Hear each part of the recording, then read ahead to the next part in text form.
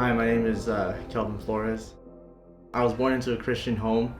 We always attended church early. We always sang the loudest. We always gave the most. Our family always had to put on this face of being perfect, and it didn't matter if we were fighting right before getting to church. It didn't matter if my parents were mad at each other. It didn't matter if we had just been disciplined, just been hit by our parents. We had to put on the face that everything was good and perfect. Eventually, my parents got divorced. I was split between the two of my parents. The divorce proceedings went on for about 6 years or so. It was a long divorce, so that bankrupted us. Growing up like that was difficult. I'd bottle up all my feelings. I would be angry a lot, but I wouldn't show it, and it just left a lot of resentment in my heart. It left a lot of anger, and most of all just depression that I would kind of repress, and I would just push away and pretend it wasn't there. And I did that all through adolescence, growing up. And coming out of high school, I began to date Hazel. As the relationship got more serious, more emotions started coming out of me, where I normally didn't show emotions. A lot of my hurt spilled out and would spill into our relationship, and we had a lot of problems with ourselves and then with each other, and that caused us to fight a lot. That caused us to not treat each other well, not treat ourselves well either. All these feelings of just anger and depression would come up, and I was away from church. I was away from God. It wasn't a discussion I wanted to have at all. After my parents got divorced, we just stayed away from the church altogether.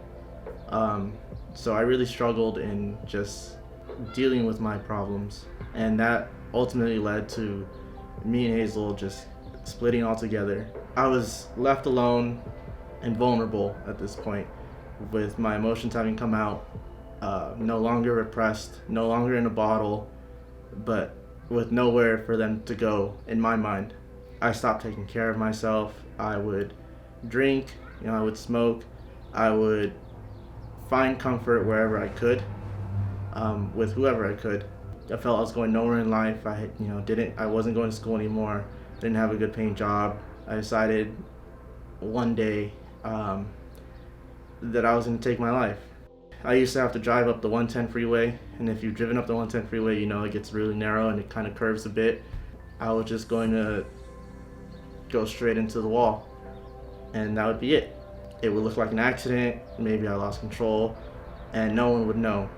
I didn't speak with anyone about how I felt. No one knew. I put up faces, so people saw me, they thought I looked happy, they thought I was okay, and deep down inside I was just, I wanted to kill myself.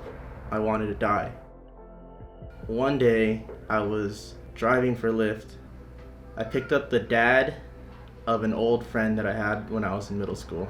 He knew about some of the issues that I had when I was a kid, but I caught him up on the rest.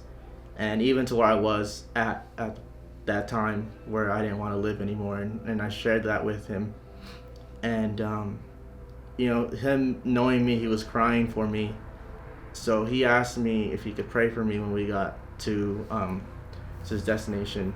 I said yes, and he left the car after praying, and something in my heart just told me, I felt Jesus come down to me, and I felt Jesus speaking to me that this was a sign from God. This was a sign that my life is a gift. It was given to me, and it's not for me to take. I turned off my phone and I went home, and I kind of just cried into my bed for some time. The next morning, I didn't have to go to work that day, and I decided I wasn't going to do it. I decided I wasn't going to kill myself anymore, and I wanted to heal. I decided that I was going to apologize to Hazel. I just felt like I had done so much wrong to her, and I thought that would help me. We started a date again almost immediately afterwards, and things were going pretty good. We're more open with each other. We were healthier. But eventually everything just started coming back. There was a lot of resentment still. There was a lot of hurt. In my mind, everything was just going right back to where it was. One Sunday morning, Hazel called me and she said, "Hey, we're going to church." And I said, no.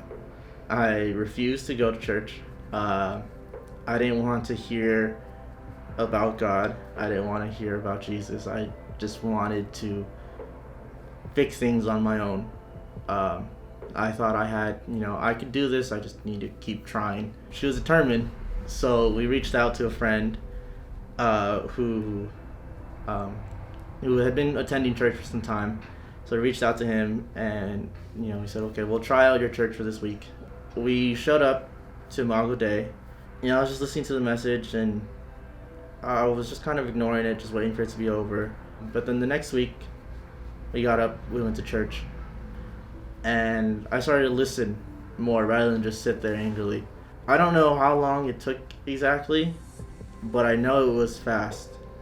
Where I heard the message, I heard Jesus giving life. I felt love from God, and I was confused because I didn't know what love truly felt like.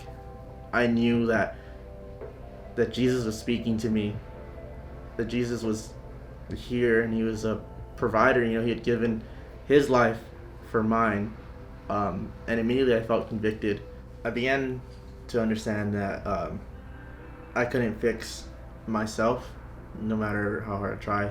That the hope wasn't for me to pick it up, but the hope was for God to come down and repair me and all the brokenness inside. That God would pursue me and send his son towards me. I accepted Jesus as my savior, and I accepted his gift, and it was the best life decision I've ever made. In the time since I started going, got engaged, I got married, and now my wife is pregnant. As I learned more about who God is and learned to love myself the way that he does and love others the way that he does, I learned to place trust outside of my own hands and to just trust that God has a plan for us all.